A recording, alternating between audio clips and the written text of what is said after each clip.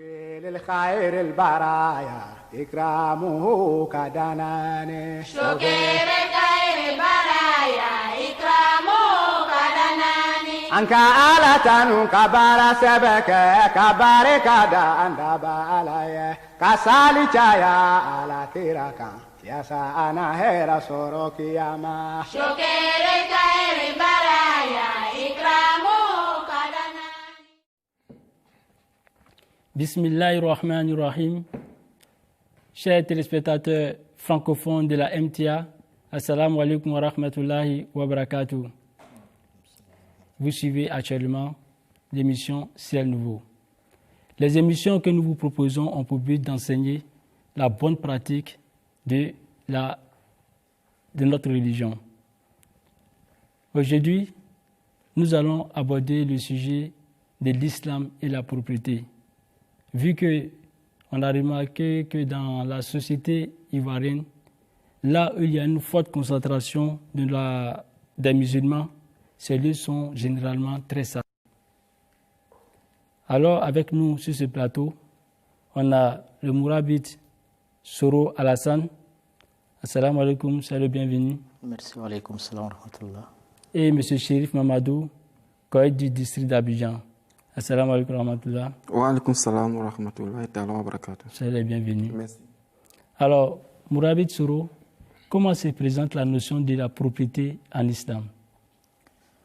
Bismillahirrahmanirrahim. Au nom d'Allah, le gracieux, le miséricordieux, l'islam exige beaucoup sur la propriété. D'accord. Nous savons très bien que tout ce que nous faisons, ça a un effet sur notre spiritualité. Tout ce que nous faisons physiquement, spirituellement, il y a un effet sur notre spiritualité. Concernant la propriété, Dieu dit dans le Saint-Coran, Inna Allah yuhibbu tawwabin wa yuhibbu al-mutatahhirin, que Dieu aime ceux qui font la repentance. Après avoir fini de commettre des péchés, des vices, ils demandent pardon de Dieu et ils se purifient eux-mêmes. Une purification spirituelle et physique. On dit souvent en arabe, Al-Qalbu Salim fi Jismi Salim, qu'un esprit saint se trouve toujours dans un corps saint. Alors, si nous sommes des musulmans et nous souhaitons avoir le plaisir de Dieu et s'approcher de Dieu, alors on doit observer la propriété. Le saint prophète Mohammed sallallahu alayhi wa sallam a dit dans Hadith At-Tuhur Shatrul Iman, que la propriété est moitié de notre religion. Alors, si nous proclamons d'être des musulmans, si nous proclamons que nous suivons le saint prophète de l'islam Mohammed sallallahu alayhi wa sallam, on doit observer la propriété dans nos sociétés. D'accord. Monsieur Chérif, pourtant, c'est des enseignements coraniques. Hein? Effectivement. Quels sont les constats sur le terrain? Monsieur Djabi, le constat, il est amer. D'accord. Je vais utiliser des expressions dures. Allez-y. Je dirais que c'est par manque de moyens qu'il faut habiter dans un quartier où il y a une forte concentration de musulmans. D'accord. Parce que les quartiers musulmans sont très sales. Effectivement. Quand tu arrives devant la mosquée, les mendiants sont assis partout. Il y a des mendiants qui vous empêchent même d'entrer à la mosquée. Ah bon? Les toilettes des mosquées sont très sales. Ça, c'est un constat. Les eaux de ruissellement ne sont pas aménagées. Molvi vient de nous citer tout de suite un hadith qui dit que la propriété est la moitié de la foi. D'accord. Je pense que si tous les musulmans, ou bien les musulmans à 90% étaient propres, on irait tous au paradis. Ouais. Il suffisait d'être propre et pratiquer, faire un petit effort quelque part pour avoir le paradis. Tout à fait. Mais c'est le contraire. Donc, je ne vais pas faire de jugement, étant donné que tout est sale. Bon, ce qui veut dire qu'on n'a pas la moitié de la foi. Maintenant, l'autre moitié qui reste, comment on gère ça? Donc, vous voyez que c'est compliqué. C'est compliqué. Et ce que je vais ajouter à cela, il faut dire que il faut une éducation des musulmans. Ah, vous avez parlé d'éducation. Oui. J'en venais. D'accord. Mourabit, est-ce qu'on peut dire que la saluté de ces personnes relève d'un fait éducationnel? Oui, bien sûr que oui. D'accord. Parce que vous voyez, en tant que les parents à la maison, dès bas âge, on doit commencer à enseigner nos enfants la propriété. D'accord. Alors, quand les enfants se réveillent le matin, si papa les dit, allez vous brosser, lavez-vous. Alors, papa doit essayer de voir, est-ce que réellement ce que j'ai dit aux enfants, ils le font ou pas. Alors, bien vrai qu'à l'école, on enseigne aux enfants la propriété. Mais si les parents prennent leur engagement, commencer à enseigner les enfants à la maison et les faire pratiquer, pas seulement enseigner, et les faire pratiquer la propriété, je crois que les enfants vont grandir avec la propriété. Nous savons très bien que l'enfant apprend vite. L'enfant apprend vite. Tout ce qu'il voit les parents faire, il va commencer à copier. Alors, si papa et maman prennent leurs dispositions pour faire la propriété, je crois que les enfants vont automatiquement grandir avec la propriété en tête. Souvent, je me dis que peut-être ce n'est pas ignorance ou soit ce n'est pas négligence que les musulmans adoptent ce genre de caractère. Parce que si nous regardons les enseignements islamiques, Permettez-moi, il me semble que M. Chérif voulait ajouter quelque chose. Je voulais juste rejoindre Molvi pour dire que la famille est le premier maillon de la société. Et au sein de la famille, on a un père, on a une mère. Et si les parents prennent leur engagement, leur responsabilité de se conformer, de se mettre en règle avec la société, les règles d'hygiène, les enfants vont en prendre le bon exemple. Parce que les enfants, comme Molvi l'a dit, les enfants ont l'art de copier. Les enfants copient tout ce que les parents font. Mais si les parents ne montrent pas l'exemple de propriété à la maison, cela va sans dire que les enfants aussi seront très sales. Raison pour laquelle il faut passer par une éducation, par des sensibilisations. Pape, vous voyez très bien que si nous vivons dans un environnement où nous ne gardons pas la place un peu propre, nous dérangeons un peu ceux qui sont dans notre voisinage. Pourtant, le saint prophète Mohammed sallallahu alayhi wa sallam était beaucoup clair sur ce point. Si vraiment vous croyez en Allah et au jour du jugement, ne soyez pas injuste envers vos voisins. Alors, imagine, tu es chez toi à la maison, tu te douches, l'eau de la douche sort, marche dans cette eau. Alors, tu penses que tu es un bon voisin? Non. Le saint prophète Mohammed sallallahu alayhi wa sallam, il te donne point d'interrogation, il faut t'interroger. Hasibu kabla antu hasabu. Il faut que les musulmans apprennent que notre prophète Mohammed sallallahu alayhi wa sallam a enseigné la propriété. Jusqu'à ce niveau que le prophète a dit, si vous mangez de l'ail, n'allez pas à la mosquée. Soit essayez de vous brosser bien pour ne pas déranger les fidèles. Et il a dit dans un autre hadith, Imadatul aza anitorik sadaqa. Même enlever des bâtons sur la route étaient les actes de sacrifice. Alors, si on n'arrive pas, au moins, à la rigueur, on n'arrive pas à pratiquer ces choses, on doit garder chez nous un peu propre pour ne pas déranger les voisins. Si on sait qu'on ne peut pas faire ça, alors garder chez nous un peu sale, mais les voisins, on n'a qu'à épargner les voisins de nos saletés.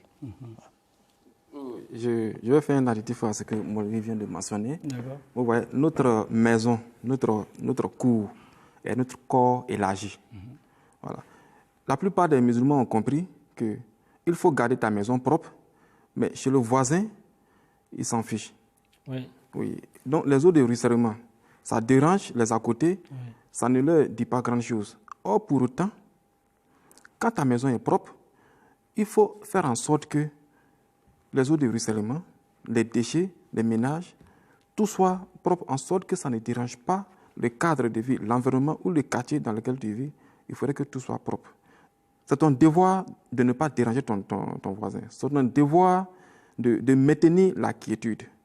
Et cette notion des eaux de ruissellement aujourd'hui crée parfois des conflits inutiles. Tout à fait. Dans les quartiers. Tout à fait. Ça crée parfois des conflits inutiles. Okay. Et des eaux de ruissellement qui rentrent chez le voisin.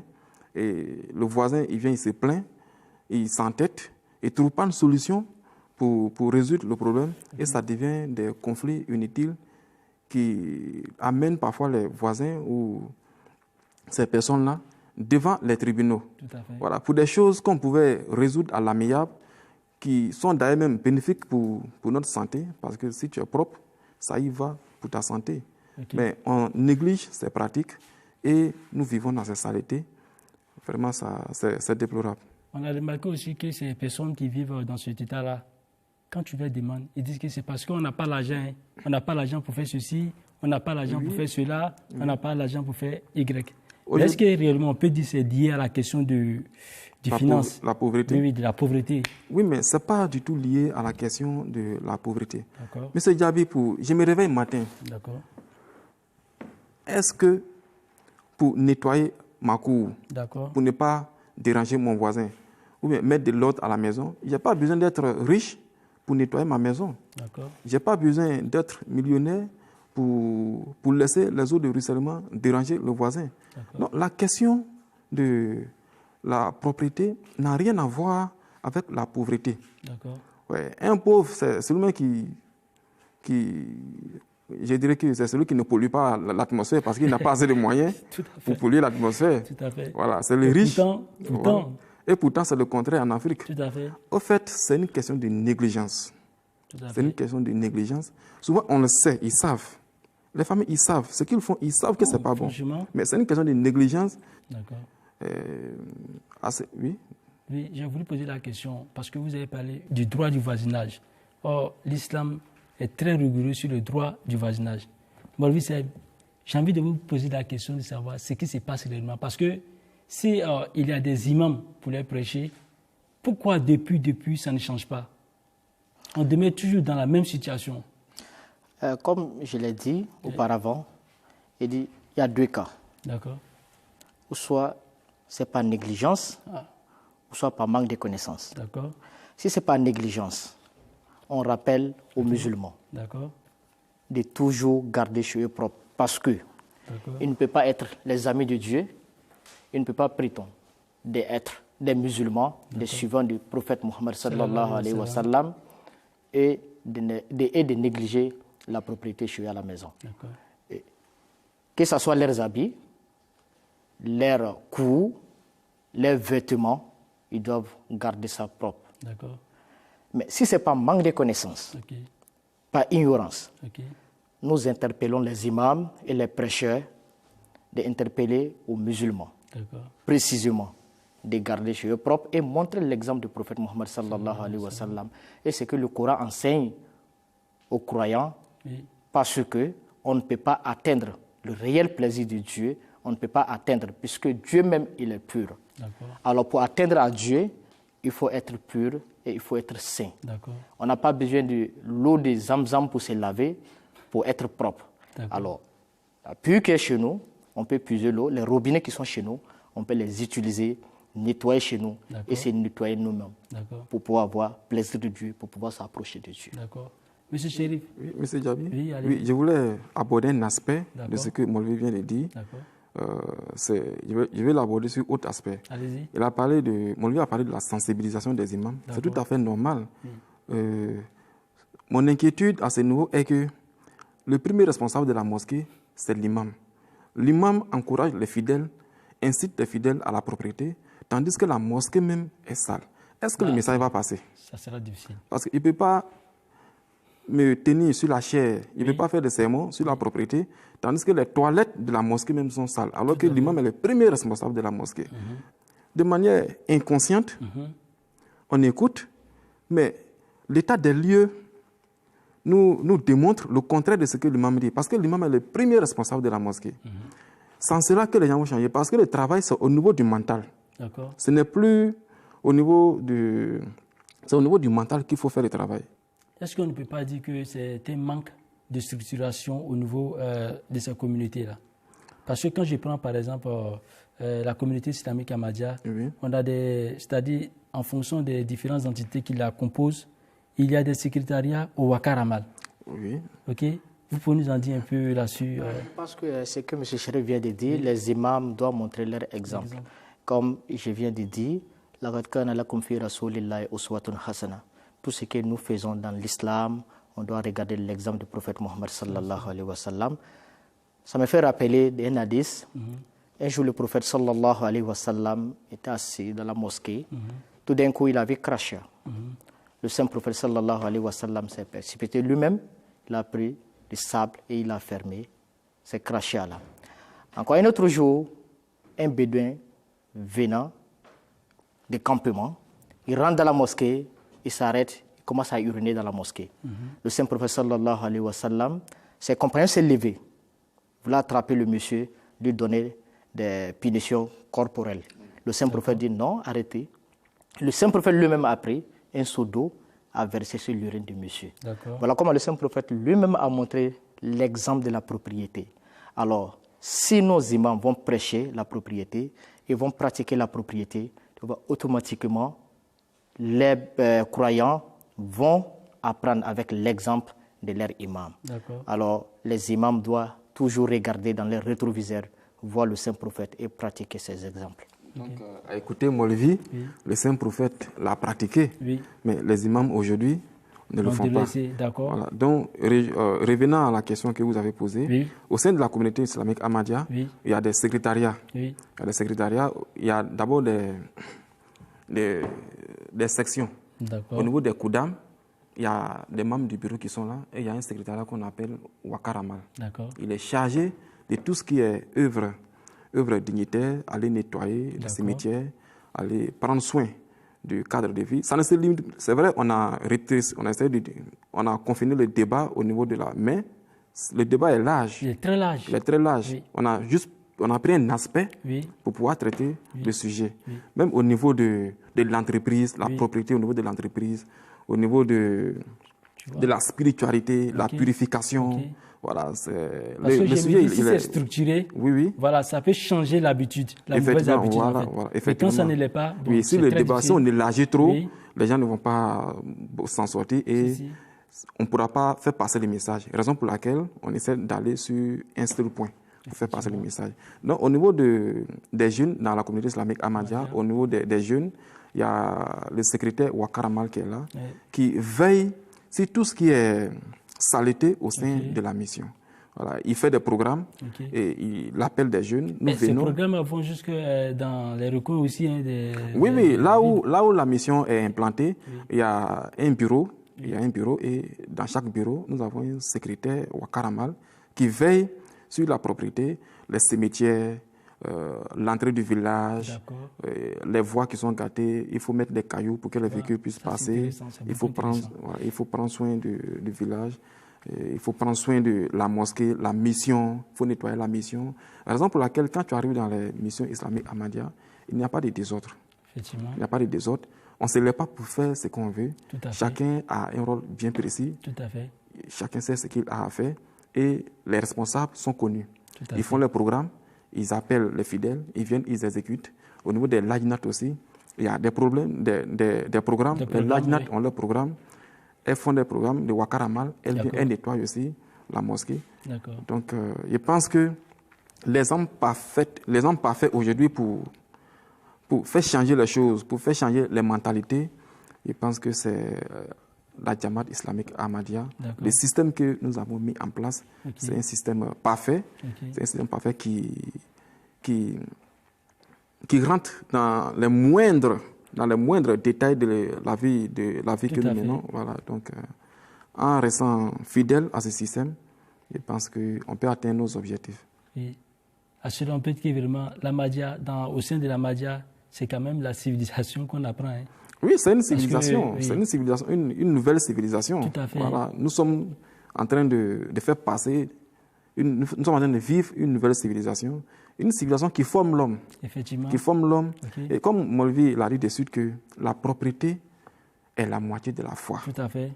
Donc, je reviens encore sur ça pour dire, si on veut avoir la moitié de la foi, on n'a même pas à faire des efforts. Tu fais un petit effort, tu fais un effort pour être très propre. D'accord.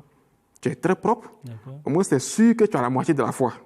Maintenant, l'autre, tu te débrouiller au niveau de la prière, la zakat et les autres piliers. Tu fais quelques efforts là-bas pour avoir au moins 80% et tu es un musulman complet. Tout à fait. Combien Molvi? Vous voyez, le saint prophète Mohammed sallallahu alayhi wa sallam, quand Dieu l'a adressé dans le Coran, il dit Wasiya baka fatahir. Il dit purifie tes vêtements. Nous voyons que les vêtements, peut-être quelqu'un va dire, peut-être le prophète n'était pas propre lui-même. Alors ce n'est pas le cas. En arabe, il veut dire aussi tes proches. Alors si les imams vont essayer de purifier les proches, qui sont des fidèles de la mosquée, et puis si les guides religieux vont essayer de mettre ça en pratique, tu vas voir que tous les musulmans vont adopter de bons caractères. Et puis encore pas ça, chez nous à la maison, le père, ses enfants, sa famille, ses frères sont ses thiyab, sont ses vêtements. Alors chez nous, ceux qui sont aux alentours de nous, ils sont nos thiyab. Donc on doit les purifier, on doit les enseigner la propreté. En faisant ça, on va voir que nous pratiquons les enseignements de l'islam et ce que l'islam nous enseigne, ce que le Coran nous enseigne. Alors, si on néglige ces choses, on doit savoir que ce que nous faisons, c'est contre les enseignements de l'islam et c'est contre les préceptes que le saint prophète Mohammed sallallahu alayhi wa sallam nous enseignait parce que lui-même était un bon exemple pour nous. Tout à fait. Alors, si nous voulons atteindre Dieu, si nous voulons atteindre le plaisir réel de Dieu, alors pourquoi négliger la propriété que le saint prophète a tant mis l'accent sur ces choses? Alors, pour en revenir, pour être un bon musulman, on doit observer la propriété. Ok. Monsieur Chérif, très rapidement, est-ce que vous pouvez nous dire quelques risques liés à la saleté? Vous avez parlé tout à l'heure de prendre des initiatives. Oui. Est-ce que en prenant des initiatives, on ne peut pas intégrer des programmes de santé? C'est-à-dire montrer à la population qu'en fait, la saleté que vous faites là, c'est lié à des maladies, ça vous donne des maladies, etc. Oui, l'État fait des efforts à travers des panneaux publicitaires. Oui, mais vous venez de dire dessus que l'État à lui seul ne peut pas tout faire. L'État ne peut pas tout faire. Les jeunes qui sont dans les quartiers, ils peuvent le faire aussi. Effectivement, au niveau de la base, les jeunes doivent s'organiser. Si. Les jeunes doivent s'organiser et faire des programmes de coups de balai. De coups de balai. Et de coups de santé aussi. Et de coups de santé. Comme ça peut... C'est des choses qui ne coûtent pas cher. On a pensé que il faut des structures pour venir nous aider, mais c'est nous qui vivons dans la saleté. Donc, c'est nous-mêmes qui devons s'organiser pour encadrer le cadre de vie. Je pense que c'est important. C'est très important. Au niveau de la base, il faudrait que les jeunes forment des groupes, des associations, pour prendre soin de leur cadre de vie. Tout à fait. Alors, vous voyez, M. Diaby, c'est déplorable de voir que les musulmans négligent la propriété. Un jour, j'écoutais un jeune arabe qui disait « Zurtu Urupa ra'aytul islama wa lam aral muslimin. Wa zurtul muslimin ra'aytul islama wa lam aral muslimin. » Il dit « Quand je suis allé en Europe, j'ai vu l'islam, mais je n'ai pas vu les musulmans. Et quand je suis allé chez les musulmans, j'ai vu l'islam, j'ai vu les musulmans, mais je n'ai pas vu l'islam. Ça veut dire, les Européens ont adopté les caractères, les modèles du prophète de l'islam, Mohammed sallallahu alayhi wa sallam. Et ceux qui prétendent d'accepter ce prophète ont négligé les enseignements islamiques, ont négligé le prophète de l'islam. C'est là le Coran dit que le prophète dit Inna qawmi ittakhadhu hadha al-Qur'ana mahjura, que ceux qui l'ont accepté ont négligé le Coran. Alors, si nous prenons le Coran en considération, si nous prenons les enseignements islamiques en considération, enseigner notre progéniture, l'islam que le prophète Mohammed sallallahu alayhi wa sallam a envoyé, les enseigner et les faire pratiquer, je pense bien que nous pourrons se battre contre ces problèmes, contre ces saletés dans nos quartiers, contre ces saletés dans nos pays.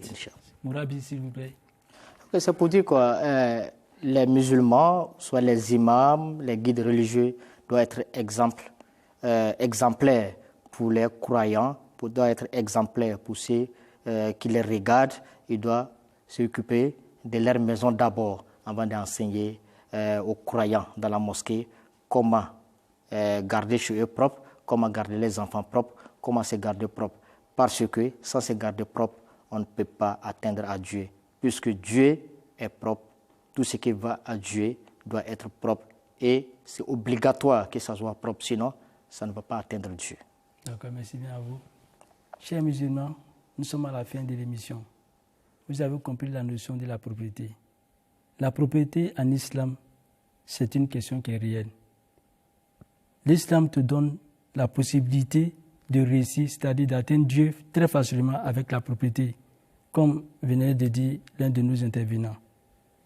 Si tu ne fais pas à cause de toi-même, il faut faire au moins à cause de l'image de l'islam pour être propre dans ton quartier, chez toi à la maison d'abord, dans ton quartier et dans la ville où tu es. Si tu marches et que tu as un sachet, cherche une poubelle pour jeter cette saleté. Chers téléspectateurs de la MTA francophone, ici s'achève l'émission. Jazakallah à vous. Assalamu alaikum wa rahmatullahi wa barakatuh. Wa alaikum salam wa rahmatullahi wa barakatuh. للخير البرايا إكرامه كدناني شكر خير البرايا إكرامه كدناني أنك آلة كبار سبك كبار كدان دبالاي كسالي جايا على تيركا يا سانا هيرا سوروكي ياما شكر خير البرايا إكرامه